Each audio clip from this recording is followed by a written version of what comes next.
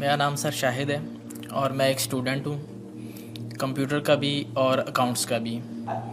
میں حال ہی میں یوں سمجھیے کہ قرآن پاک کی طرف رجوع کیا میں نے اور اس کو سمجھنے کی کوشش کر رہا ہوں، لیکن ایک عجیب سی بات یہ آ رہی ہے کہ اتنا زیادہ میٹر موجود ہے قرآن پاک کو سمجھنے کے لیے بھی کہ اس کے کوئی بنیادی اصول سمجھ میں نہیں آ رہے ہیں کہ انڈرسٹینڈنگ اس کو کیسے کرنی چاہیے، سٹیپ وائز کس طرح اس کو سمجھنا چاہیے، آیا کہ ناظرہ اس کو کرنا چاہیے، احادیث سے اس کو سمجھنا چاہیے یا کیسے؟ کیونکہ اگر ہم احادیث کو بھی اٹھا لیتے ہیں پڑھتے ہیں تو کچھ علماء کہتے ہیں جی کہ احادیث کے بارے میں بھی یہ ہے کہ کچھ ضعیف ہیں یا حسن ہیں یا اس کا مطلب کسی خاص وقت کے لیے تھا۔ تو ایک عجیب سا مطلب کہ ذہن کے اندر ایک وہ تلاطم ہو جاتا ہے کہ آدمی کرے کیا کرے، کس طریقے سے اس کو مطلب کہ انڈرسٹینڈ کرنے کی کوشش کرے کہ وہ ایک سیدھی راہ کے اوپر آ جائے کہ اسے قرآن پاک کی بنیادی جو تعلیمات ہیں ان کے اوپر چل کے کم لیکن کامل علم کو حاصل کر سکے۔ قرآن مجید کی طرف آپ کا رجوع ہوا ہے، توجہ ہوئی ہے، اس کو اللہ کا بہت بڑا فضل اپنے اوپر سمجھیے، اور جب اللہ کا فضل ہو تو پھر اس کا شکر بھی ادا کرنا چاہیے اللہ کے جناب پہ۔ میں آپ سے ایک عجیب بات کہہ رہا ہوں، شاید آپ کو بہت وہ نئی سی لگے گی۔ قرآن کو ایسے پڑھیے جیسے بدو پڑھتے تھے۔ بدو نہ فلسفی تھے، نہ منطقی تھے، نہ سائنسدان تھے، نہ ابھی حدیثیں ان کے پاس تھیں، نہ ابھی فقہ مرتب ہوئی تھی۔ وہ کیا تھا؟ عربی زبان، یہ ان کی اپنی تھی۔ تو شرط اول جو ہے قرآن مجید کو سمجھنے کے لیے وہ عربی زبان کا صرف و نحو صحیح جاننا یہ لازم ہے۔ پھر قرآن کے متن ہی کو اصل سمجھیے۔ البتہ یہ ہے کہ اس کو آپ سمجھیں کہ یہ پہلا مرحلہ ہے قرآن پر غور کا، قرآن پر فکر کا، قرآن پر سوچ کا۔ اس کے بعد اگلے مراحل بھی آئیں گے۔ اسی قرآن سے پھر قوانین جو ہے واخذ ہونے ہیں۔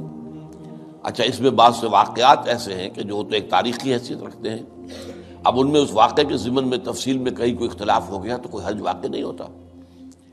ابھی میں مثال دیا کرتا ہوں کہ میں چند جملے ابھی آپ کے سامنے یہاں ادا کروں اور پھر 10 منٹ کے بعد پوچھا جائے آپ سے تو ہر شخص جو ہے اس کو کہے گا، وہ جواب جو میرا دے گا وہ مختلف ہوگا، اس میں اس کی اپنی بات بھی شامل ہو جائے گی، اور سوچ میری بات سنتے ہوئے بھی جو اس کا سبجیکٹو مائنڈ ہے وہ اس کے اندر اس وقت حاضر ہوگا، وہ اس سے اس کوئی نہ کوئی نتیجہ از خود اپنی اس سبجیکٹو مائنڈ کے حوالے سے حاصل کرے گا، وہ بیان کرے گا۔ تو ان چیزوں میں احادیث میں اگر کوئی اختلاف بھی ہو جائے تو اس میں پریشان ہونے کی ضرورت نہیں ہے۔ ابھی ہمارے ہاں یہ جمعے کے اجتماعات میں حدیث جبرائیل جو ام السنہ کہلاتی ہے، جیسے سورہ فاتحہ ام القرآن ہے، ایسے حدیث جبرائیل ام السنہ ہے، سنت کی جڑ اور ماں۔ اب اس کی جو روایات آئی ہیں اس میں مختلف اختلاف ہے، الفاظ کا اختلاف ہے، ایسنس ایک ہے، مفہوم ایک ہے، الفاظ میں بڑا فرق ہے، تفاصیل کا فرق ہے۔ تو اس حوالے سے اس میں گھبرانے کی ضرورت نہیں ہے۔ پھر یہ کہ فقہی معاملات کے اندر اختلافات ہو گئے، وہ بھی نیچرل ہیں۔ آپ کو معلوم ہے کہ ایک ہی مقدمہ ہوتا ہے، 8 جج بیٹھے ہوئے ہیں ایک بینچ پر، 5 کا فیصلہ ایک ہے، 3 کا ایک ہے، یا اور بھی تقسیم ہو سکتی ہے۔ قانون وہی، اور یہ میں بات کر رہا ہوں سپریم کورٹ کی یا ہائی کورٹ کی، وہاں پہ تو ظاہر بات ہے وہ نئے بیانات نہیں لیے جاتے، وہ جو بھی فائل ہے وہ تو بہت پہلے سے تیار ہو چکی ہے، اس کے اوپر بحث ہوتی ہے، صرف اسی سے اخذ کیا جاتا ہے، مطلب ان کا وہی رہتا ہے، اس کے اندر تبدیلی نہیں ہو سکتی، اس موقع پر کوئی نئی گواہی نہیں آتی۔ تو اس اعتبار سے ان چیزوں پہ گھبرانے کی ضرورت نہیں ہے۔ البتہ آپ آغاز جس طریقے سے کریں وہ میں نے آپ کو بتا دیا ہے، اس میں یہ کہ آپ اصل میں ان تمام جو چیزیں ہیں اضافی، ان سے ذرا صرف نظر کرتے ہوئے عارضی طور پر پہلے قرآن کو ایسے پڑھیے جیسے بدو پڑھتا تھا۔ اور وہی بات تھی کہ بدو پھر جس طریقے سے موٹیویٹ ہوا ہے، بدو سے مراد میں صحابہ کو عام طور پر لفظ دے رہا ہوں، یہ ان کی اس کے لیے وہ نہ سمجھیے کوئی توہین کی بات ہے، مطلب یہ کہ میں اس معنی میں کہہ رہا ہوں کہ وہ لوگ فلسفی نہیں تھے، کوئی پڑھے لکھے لوگ نہیں تھے، بلکہ امت کا نام ہی ہے یہ جو ہے امیین، ان پڑھ لوگ، ان پڑھ، ان لیٹرڈ ون، حضور کی شان بھی یہی ہے، امی ہے۔